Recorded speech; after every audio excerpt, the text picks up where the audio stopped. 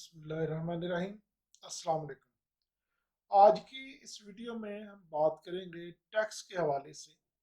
आम तौर पे ये समझा जाता है कि एनटीएन में या एफपीआर में अगर रजिस्ट्रेशन करवा ली जाए, यानी अगर एनटीएन बनवा लिया जाए तो लोग समझते हैं जी मेरी रजिस्ट्रेशन हो गई है, मैं टैक्स में रजिस्टर्ड हो गया एफबीआर में। देखें, एनटीएन या रजिस्ट्रेशन नंबर का बनवाना ये और चीज़ है, और रिटर्न फाइल करना एक डिफरेंट चीज है। आप यूँ समझें कि जिस तरह से हम अकाउंट बनाते हैं, गूगल में अकाउंट बनाते हैं, फेसबुक पे आप अकाउंट बनाते हैं, बैंक में आप अकाउंट बनाते हैं, तो एनटीएन बेसिकली आप अपनी रजिस्ट्रेशन कराते हैं जिस तरह आप बैंक में एक अकाउंट खुलवाते हैं। अब अकाउंट खुलवाने का मतलब ये नहीं है कि आपने पैसे भी जमा करवा दिए, ट्रांजेक्शन भी करवा दी। अब जो जिस तरह से अकाउंट में पैसा जमा होने के बाद आप पैसे जमा करवाते हैं, फिर उनको आगे ट्रांसफर करते हैं, तो उनका डाटा बैंक के रिकॉर्ड में आता है। अब एफपीआर में जब आप एनटीएन अपना बनवा लेते हैं तो ज़रूरी होता है कि आप अपनी रिटर्न भी फाइल करें। रिटर्न से मुराद होता है कि पूरे साल की डिटेल जो है, वो तफसील, जो आपके अखराजात हैं, जो आपकी आमदनी है, जो आपके असासाजात हैं, उनकी तफसील को रिकॉर्ड पे लाना एफबीआर के, उसको हम रिटर्न फाइल करना कहते हैं। अब रिटर्न जो फाइल जब तक होगी तो फिर एक्टिव टैक्स पेयर लिस्ट में नाम आएगा, एटीएल में। अब जब एटीएल में या एक्टिव टैक्स पेयर लिस्ट में नाम आएगा तो फिर आपको एनटीएन का बनवाने का या रजिस्ट्रेशन बनवाने का एक्चुअल फायदा होगा। देखिए, कहीं से भी तनख्वाह लेता है कोई आदमी, या कारोबार करता है, या कोई भी किसी हवाले से वो अपनी ट्रांजेक्शन करता है, पैसे मूव करता है, तो उस पर मुख्तलिफ तरह के टैक्स गवर्नमेंट ने लगाए हुए हैं। अब उसकी सहूलत से फ़ायदा उठाने के लिए फाइलर बनना ज़रूरी है। तो आज हम देखेंगे फाइलर और नॉन फाइलर जो है, उनमें टैक्स के हवाले से क्या बुनियादी फ़र्क है। कि अगर एक ही काम फाइलर करता है तो फिर टैक्स कितना है, अगर वो नॉन फाइलर करता है फिर उस पर टैक्स कितना है। तो हम इनको आपस में कंपेयर करेंगे। तो स्क्रीन पे आप देख रहे हैं कि यहाँ पे लिखा हुआ है फैसला आपका, गोशवारा या खसारा। तो फाइलर होने की सूरत में और नॉन फाइलर होने की सूरत में, तो हम देखते हैं दोनों में कितना डिफरेंस इनमें आता है। तो ये एक टेबल आपके सामने स्क्रीन पे आपको नजर आ रहा है। तो इसको हम देखते हैं कि इसमें कौन कौन सी चीजें हैं और उनमें क्या फायदा हम उठा सकते हैं।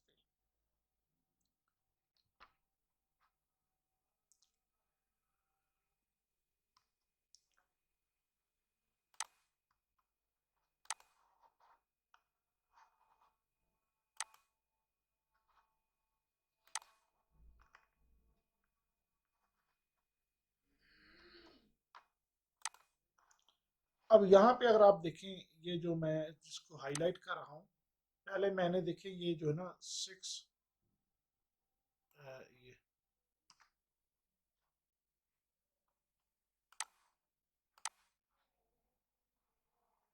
ये देखें, मैं इनको अगर हम पहले एट अगर हम देखें तो यहाँ पे देखें एक्टिव टैक्स पेयर लिस्ट में एक तो नाम आ जाएगा फाइलर होने की वजह से फॉरी, और अगर नॉन फाइलर है तो कम से कम एक साल तक एक्टिव टैक्स पेयर लिस्ट में उसका नाम नहीं आएगा।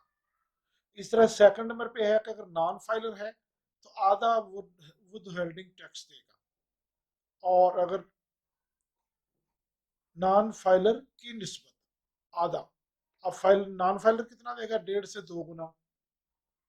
नंबर 3 है कि किसी भी मालियत की गैर मनकूला जायदाद, गैर मनकूला यानी इमूवेबल प्रॉपर्टी, किसी भी तरह की प्रॉपर्टी जो है उसकी खरीदारी पे कोई रोक टोक नहीं, जितनी मर्जी मालियत की है वो खरीद सकता है। लेकिन अगर नॉन फाइलर है, ये तीसरा पॉइंट, तो 50 लाख से ज्यादा मालियत की नहीं खरीद सकेगा। नंबर 4 में देखें, दरामदात अगर कोई चीज इंपोर्ट करता है तो 5.5% यानी 20 लाख पर तकरीबन 1,10,000 रुपए, ये हम बात कर रहे हैं। इतना देगा। और अगर वो नॉन फाइलर है तो फिर वो 1,60,000 देगा। ये देखें कितना, यानी ये 50,000 रुपए का यहाँ फर्क है। इसी तरह दरामदात अगर वो कर रहा है कोई कमर्शियल तो 6%, यानी 20 लाख पर 1,20,000 देगा। और यहाँ देखें 1,80,000 रुपया, 60,000 का ये डिफरेंस है। इसी तरह डिवाइडेंट जो है, इसमें अगर फाइलर है तो 12.5%, और अगर नॉन फाइलर है तो 15%। फिर 7 नंबर के बैंक या सेविंग स्कीम है, उस पर मुनाफा पे 10% टैक्स है, और नॉन फाइलर को 15% टैक्स है। कंपनी और दीगर पर ये देखें फिर 4.5%, और हुकूमत और दीगर कंपनियों पर 0.9%, डबल है यानी यहाँ पे। ठीक है जी। इसी तरह से अगर आप नीचे देखें इसमें, नेक्स्ट यहाँ पे अगर हम आए, ये देखें 14 तक, अब यहाँ देखें हुकूमत और दीगर कंपनियों को अगर वो कोई चीज़ फ्राहम करता है, तो ऐसा कारोबार कर रहा है और फाइलर है, तो फिर वो 10% टैक्स उसको पे करना पड़ेगा। लेकिन अगर नॉन फाइलर है तो फिर ये देखिए हुकूमत और दीगर शिया की फरहमी पर 10% टैक्स। ठीक है जी। अब ठेकों की रकम पर, अगर वो कोई ठेका लेता है, कोई कंस्ट्रक्शन का काम करता है, गवर्नमेंट के किसी डिपार्टमेंट से ठेका लेना है अगर तो फाइलर है तो वो 7.5% टैक्स देगा, और नॉन फाइलर है तो 15% टैक्स देगा। ये देखिए। इसी तरह से अगर प्राइस बॉन्ड में कोई इनाम निकल आता है तो फाइलर 15% टैक्स देगा उस पर, 15%। अगर नॉन फाइलर है तो वो 25% देगा।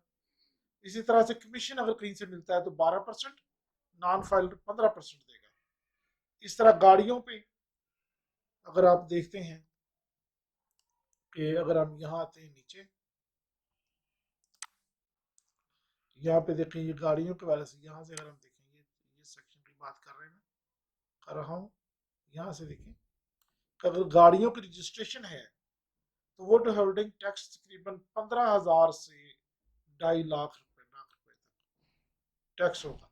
और अगर वो नॉन फाइलर है तो देखिए 25,000, 10,000 रुपए से लेके ये डिफरेंस है 4 लाख रुपए तक। और इस तरह बैंक से अगर 50,000 से ज्यादा रकम निकलवाता है और वो फाइलर है तो 0.3% वो देगा, यानी 1 लाख पर 300 रुपए देगा वो टैक्स, अगर वो फाइलर है।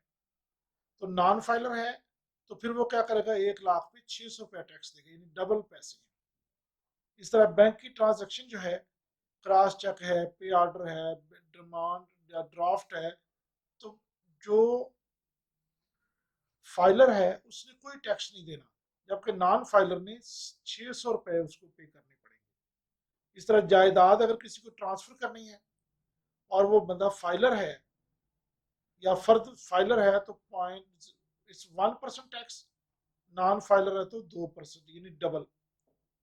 इसी तरह से 18 नंबर पे अगर 40 लाख से ज्यादा मालियत की जायदाद की खरीद करता है तो 2% टैक्स देगा। इस तरह से नॉन फाइलर है तो 4%, डबल हो गया। 19 में देखें सरकारी कंपनी और दीगर नीलामियों पर 10% टैक्स, यहाँ पे 15% टैक्स है अगर वो नॉन फाइलर है। अब इसमें देखें फर्क ये है बुनियादी तौर पे कि जो भी आदमी कारोबार कर रहा है या सैलरी पर्सन है, टैक्स तो किसी ना किसी तरह से डायरेक्ट या इनडायरेक्ट तरीके से कट रहा है। तो बात यह है कि उसको आप जब तक रिकॉर्ड पे नहीं लाएंगे उस वक्त तक आपको ही नुकसान है। बाज़ जगहों पे डबल टैक्स पे करना पड़ रहा है। देखिए ना, एक आदमी जो है सैलरी ले रहा है कहीं से, तो उस पर तो सैलरी पे टैक्स डिडक्ट होकर मिलता है, या आपने कोई ऐसी आमदन है जिस पे ऑलरेडी टैक्स आप दे चुके हैं, तो आप अपनी रिटर्न में उसका रिफंड जो है वो क्लेम करते हैं। तो अगर आपका किसी जगह पे टैक्स बना हुआ तो उसमें वो एडजस्ट हो जाएगा, उसको एडजस्टेबल टैक्स कहते हैं। यानी आपने इस वीडियो में हमने ये समझा कि फाइलर और नॉन फाइलर जो है, यानी अगर हम इन शॉर्ट देखें तो नॉन फाइलर को फाइलर की निस्बत डबल टैक्स पे करना पड़ता है, और इसी तरह से जो नॉन फाइलर है, अगर उसने ऑलरेडी कहीं टैक्स पे किया हुआ है और उसकी आमदनी टैक्सेबल नहीं थी, तो उसको, एक तो ये था कि टैक्स उसने देना ही नहीं था। अगर वो रिटर्न में शो करता कि मैं टैक्सेबल इनकम मेरी नहीं है, तो उसको नहीं पड़ना था टैक्स। अब वो डबल नुकसान कर रहा है। एक तो रिटर्न फाइल नहीं करता तो उसका टैक्स कहीं कट रहा है, वो शो ही नहीं कर रहा कि मैं एग्जाम्प्ट हूँ टैक्स से। इसी तरह से जो कहीं टैक्स उसका कट रहा है उसको एडजस्ट भी नहीं करा रहा, अगर वो ज्यादा है तो वो रिफंड भी नहीं करवा रहा। तो लिहाजा आपने ये बात जहन में रखनी है कि इस खौफ को दिल से निकालना है कि टैक्स अगर जमा करवाते हैं तो बुनियादी तौर पे वो आप ही का फायदा हो रहा है, और उसमें तमाम डिटेल जमा करवाने से आप अपने जो टैक्स अदायगी है उसको एडजस्ट करा सकते हैं। उस चीज़ को, कहीं से आपको टैक्स लग रहा है तो आप उसको कम करवा सकते हैं। लेकिन अब बहुत से मामला हैं, कहीं आपने किसी ने जॉब के लिए अप्लाई करना है, कहीं आपने अपने बच्चे की फीस जमा करवानी है, कहीं आपने किसी बिजनेस की ट्रांजेक्शन करनी है, और अगर आप फाइलर हैं तो ट्रांजेक्शन पे आपको टैक्स नहीं पड़ रहा।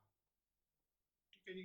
तो उम्मीद है आपको फाइलर और नॉन फाइलर इनका डिफरेंस टैक्स के हवाले से आपको समझ में आ गया होगा, और ये वीडियो जो है आपके लिए मुफीद साबित होगी। तो इस वीडियो को लाइक शेयर करें, सब्सक्राइब करें और बेल आइकन को प्रेस करें, और ऑल ज़रूर उसके साथ क्लिक करें ताकि आपको नई वीडियोस जो हैं वो भी आपको मिलती रहें। Thank you. अल्लाह हाफिज़।